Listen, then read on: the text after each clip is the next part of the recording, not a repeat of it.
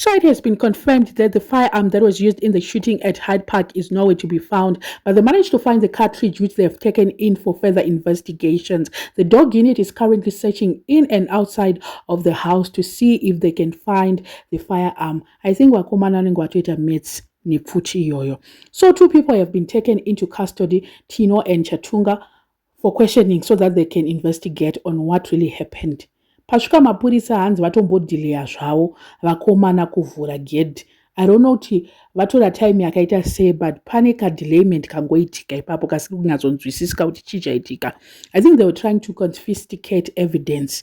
I don't know. I think it was unlicensed. Ndo maonero andiri kuita hangu. But cartridge manje yatorwa. At this moment, police is withholding a lot of information. Havasikuda kunyatsobuda pachena, especially uyashudwa hanzi he is 23 years old. Ndakuda kuti was kungafa. Okay, he is actually 23 years old and Chatunga is 28. Tino wasungwa naye is 33. Nyaya iyika hameno tichapera sei. Hopefully haizongonzi self defense. Kana kuti mukomana ashudwa uyu achabhadharwa here handizivi hangu. But nyaya yacho haisati yakunyatsonzwisisika. It's still a developing story because they have been taken in for questioning and there are still suspects at this moment. No formal arrest has been made as yet. But pekutanga, when we heard the news from SABC, they were saying it was an arrest that was made. That's why we all said arrest, because we copied what they said. Vanguard background, what arrest. But now, new information from the police now, when they interviewed the police is actually saying, for now, they are still suspects. Teachers or visa from a suspect to accused or vachanzi, I don't know. But for now, they've been taken in for questioning. Hapana arrest yati yaitika. Chance about it was self-defense. Guardian a 23-year-old ndiyane ngakutonze ane ndiya konzeresa ndiyane nyaya yese. Veduwe zvinhu zvacho so. And drama iri kunzera tanga maskati around midday. Pane video yandaona manje pane tuchembere, so I think tuma maids tuke munharaunda tanchitotaura uchita makuwa. Hanzi ma witnesses vauya vatotaura kuti it was a heated argument yaitika from midday between Chatunga and his employee, and the situation worsened. Then Chatunga is alleged to have pulled out a gun and shot the guard several times. And after the shooting, Chatunga was reported to have locked himself inside a room and refused to come out.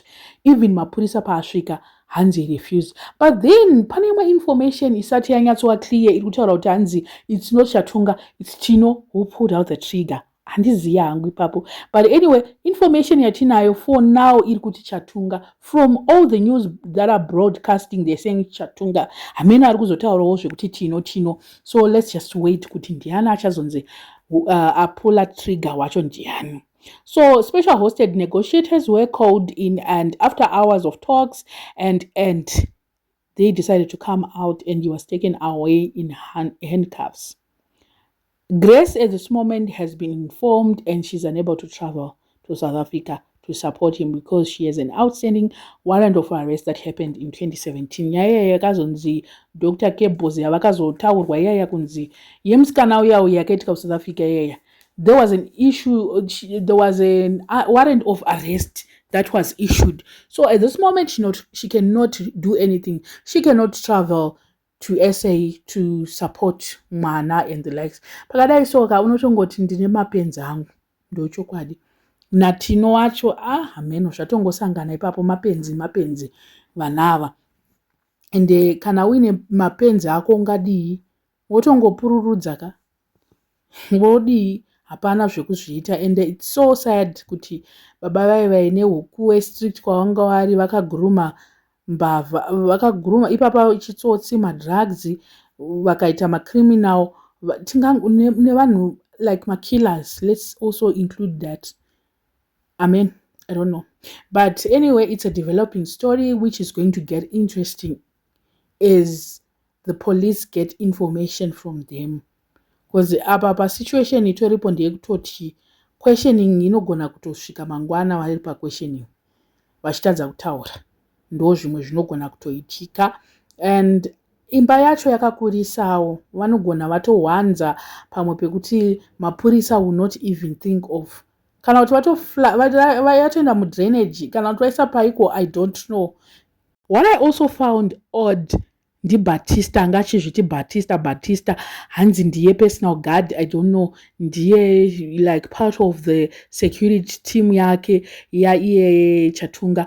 Anga achipersista, mapurisa ari kuti now it's a crime scene, iye anga achida ngopinda chete, hanzi ndatumwa ndanzi ndipinde, vari vakomana vati ndiuye. Chaanga achida kupindira imomo chii chaizvo ndazvishayawo, ndikati Batista uyu kada kunetsa nemapurisa, and the next thing achandizvoni anga atoya pasini papo chichaudzwa nemukomana. Ndofunga anga achida pane zvavanga vatorongana kuti iwo huya uzoita sei so panapa tatopinda mutrouble, but vatangirwa, abva atangirwa nemapurisa, anonoka kusvika, mapurisa atosvika atova crime scene already. I don't know what you guys think, but I think this is not going to end well. There's going to be someone who's going to be arrested. And kuchipatara, it has been confirmed kuti akunambomira zvakanaka, because there were several gunshots that were fired. So it's not looking good. I don't know what you guys think. Let me know in the comment section what are your thoughts. Subscriber, please make sure that you're subscribed. Please tell your friends to tell their friends to come here, because we always give you the latest and the hottest every day. So please make sure that you subscribed. If you haven't, please Church Kumbiro, make sure that you join the family.